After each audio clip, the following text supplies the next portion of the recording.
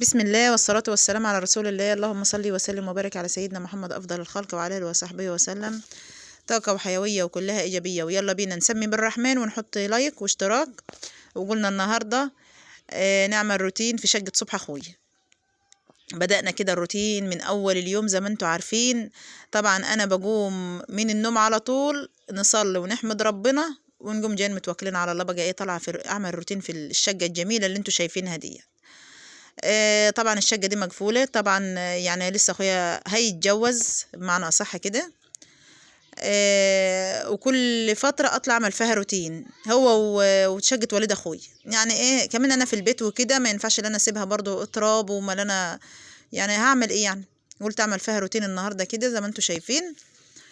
ومسكت الشبابيك والبيبان نظفتهم على اساس ان ده روتين انا كنت بصراحه عايزه اغسلها، يعني عايزه اجيب خرطوم فيها واغسلها بس يعني قلت ايه لما انا امسكها اغسلها وكده هتتعفر تاني، ما هو مش فيها حد قاعد. وقلت مش مشكله المره دي. طبعا امي كانت بتقول لي يا سور خدي خرطوم مع نزلي الخرطوم من فوق من تاني دور. وبعد ما تغسليها كده، بعد ما تكنسيها الاول وتنضفيها اغسليها. قلت لها ماشي، ما انا لو انا غسلتها يعني مش فيها حد برضو هتتقل تراب نفس الطريقه هي. قالت طب بغسلهم برضو، بغسلي شقه وليد واغسلي شقه صبحي. قلت لها يا ست مع الايام هنغسلهم، هي كده كده اساسا بدل مش فيها حد، يعني انا هغسلها النهارده التراب برضه هيبقى فيها نفس الطريقه، يعني بعتبر انا مش عملت اي حاجه. كفايه ان انا اعمل فيها روتين، وان شاء الله قدام كده لو حبيت اغسلها بميه ولا باي حاجه هتتغسل. قالت خلاص ماشي اللي انت شايفاه. بصراحه كانت عايزاني اللي انا اخد الخرطوم واغسل ليه لما طلعت لقت التراب ولقت يعني الموضوع مش نظيف كده فوق. هي على الشارع وطبعا العربيات رايحه جايه، ودي برضو يعني مش فيها حد بمعنى اصح، اكيد هيبقى 100% فيها تراب، مش فيها حد قاعد ومقفولة على طول. 100% هيبقى فيها تراب يعني. شو بص طلع عليا فين ما بتسيبنيش ورايا في كل مكان. طلعت اعمل روتين فوق جايه وراي، نزلت تحت جايه وراي بس هي كانت عايزه تفط بقى من على السور، جيت انا كل شويه ملبوخه بيه خايفه عليها يعني. كل ما انزلها تحت تقوم جايه ورايا تاني. لما انا رايحه في اي مكان وراي شفته عسل خالص. عارفاني كمان بحط لها اكل وكده وباكلها على طول عارفاني. ويا خراشي لما بيجي السيد اخويا بقى من بره كده المغرب بتتحدف عليه سبحان الله. هي بتحب السيد كمان بيجيب لها تونة باكلها معاه، يعني هي بصراحة عسل خالص. يعني هي حبانة من غير اي حاجة، والله عمري ما اسيبها ابدا. هي سايبه لها الباب مفتوح، طلعت تيجي براحتها كده، بس هي واخده علينا يعني. كل بقى ما اجي اعمل روتين يجي اخويا السيد يقول لي خليكي لما ابقى اعمل وياك، خليكي لما ابقى. قلت له لا، بيزعل لما انا بطلع اعمل روتين وهو مش معايا، يعني عايز يمسك هو معايا برضه ما جاش ويشتغل معايا كده. يعني ايه بقول لي يا ساره عشان نبقى انا وانتي سوا كده. قلت له يا سيدي مع الايام جاي. لا هو خلاص الروتين خلص يعني. مره تانية نيجي نعمل روتين في شقه وليد وبكنس معايا، ما هو بحب اللي هو يشتغل معايا في كل حاجه. قال لي خلاص. مرض مش بحب اعرفه اللي انا بعمل روتين وكده عشان ما يقعدش من شغله، اصلا لو انا عرفته هيقول لا انا النهارده مش لاقي هروح وهقعد بقى معاك، وهو بيتبسط باليوم اللي ايه اليوم اللي احنا نشتغل فيه في البيت يعني. قلت له لا اتوكل على الله انت روح شغلك، وانا ان شاء الله كده ايه هبدأ بقى الروتين الجميل اللي انتوا شايفينه ده. سبت امي بقى تحت كانت عايزه تطلع معايا فوق، قلت لها لا خليك انت وانا هطلع انا اعمل روتين واخلص كده على ما شفته عايزه تفط من على السور باي طريقه اهي، كل ما تنزل تحت تيجي تاني يا خراشة عليه. وحنينة خالص يعني بطريقة رهيبة كده اهي، شفت اهي ولا اكني نزلتها ولا عادي خالص ههداها يعني. المهم انا واقفة في البلكونة بتيجي برضه يعني ما بتسيبنيش في اي مكان. وسبحان الله يعني هقول ايه سبحان الله. اه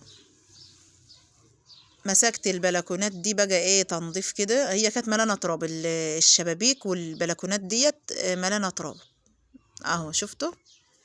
لازم انا اعمل فيها روتين، كل فتره اطلع اعمل روتين في الشقه دي، كل فتره اعمل روتين في شقه والد اخوي. ليه؟ عشان هم مسافرين وما هماش هنا طبعا، ولازم يفضلوا نضاف طول ما انا في البيت، وانا دول ملزومين مني، يعني ما ينفعش ان انا اسيبهم فيهم تراب ومش نضاف.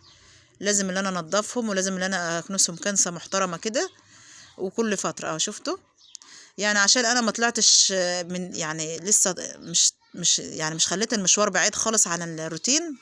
تحس اللي فيها تراب بسيط برضو، بس يعني مش فيها كتير زي كل مرة. بصراحة انا مسكتها كنيس كده، يعني ايه، بدأت بالأوضة والبرندة دي الأول. في ناس بيقولوا على ديت برندة، وفي ناس بيقولوا بلكونة، بس انا من النوع اللي بقول بلكونة يعني. كمنها واسعة شوية. في ناس يقولوا لا دي برندة، قلت لا يا جماعة، برندة ايه، دي بلكونة. شفتوا، مسكت الأوضة زي العسل، ما بتاخدش حاجة. يوم الروتين دي بصراحة بيبقى يوم جميل جدا عندي، وببقى فرحانة فرحة. لا ببقى بحس ان انا شغالة كده، يعني ايه، ببدأ الشغل كده من الصبح، ببقى يوم زي السكر.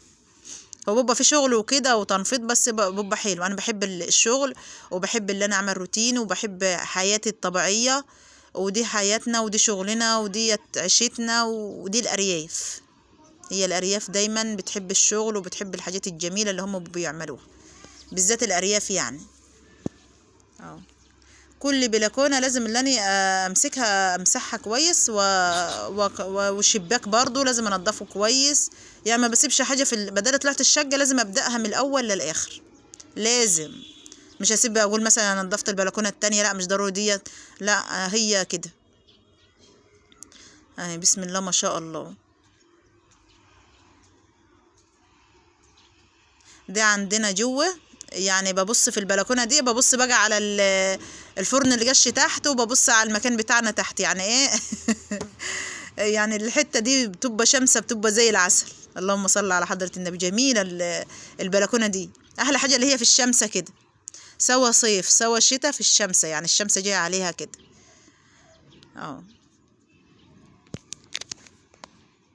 ما خدش حاجه روتين، يعني ربنا بيسهلها على طول، وبنشتغل على طول كده.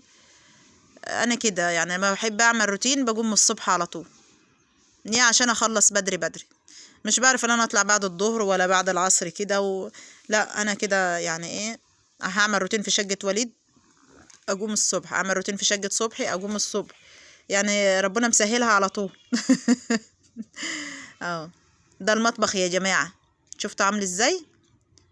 المطبخ ده في الصالة، معمول امريكاني برضو. والد اخويا عنده نفس التصميم، السيد اخويا عنده نفس التصميم، يعني ايه، هي البيت كله طالع على تصميم واحد، مفيش حد مغير حاجة ولا حد مختلف على حاجة، من اول دور لاخر دور. شفتوا. طبعا اخويا هينزل بقى من الاردن، ربنا يصلح حاله كده، وينزل بقى يشوف العروسة اللي تستاهله، وربنا يرضيه ويفرحه، ويعوض عليه في الاول وفي الاخر، يعوض عليه كده، وربنا يرضيه من عنده. ينجي بقى بنت الحلال كده ويتجوزها، وتدخل الشقة الجميلة التحفة اللي انتوا شايفينها دي الشقة اللي كانت متبلطة قبل كده معاكم، ومصورها برضو ومنزلها على الصفحة. وده الحمام، المكان ده فيه شاور، والمكان التاني اللي قصاده برضو في بانيو. يعني لسه هينزل بقى بالسلامة كده، ويركب بقى الحاجات الحلوة بتاعت الشقة كلها، ويفرشها ويتجوز. اهم حاجة كده. الحمام بقى واسع يعني وحلو، يعني واخد شاور، وواخد بانيو، وهيبقى فيها قاعدة افرنجي، وحوض وش، وغسالة. يعني الحمام واسع بطريقة رهيبة، يعني حلو، يعني مش ضيق ولا حاجة.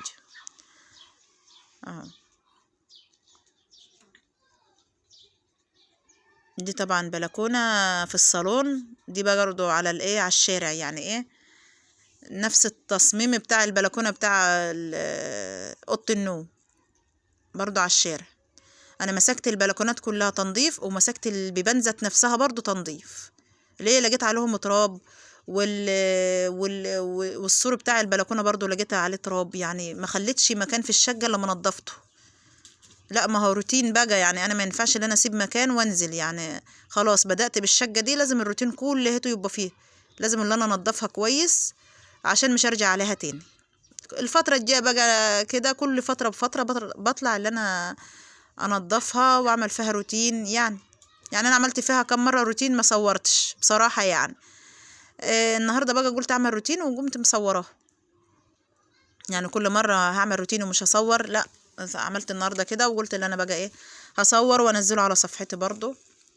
يعني انا بحب الروتينات وبحب الشغل وبحب الحاجات الجميلة اللي انتوا شايفينها دي. مسكت البلكونة برضو اتكنست. اخويا صبحي بقى هو اللي مختار اللون البلاطي بتاع الصالون ده. هو عامة هو المختار كله عامة يعني. بس هو حب اللي يعمل يعني رسمة جميلة كده في الصالون.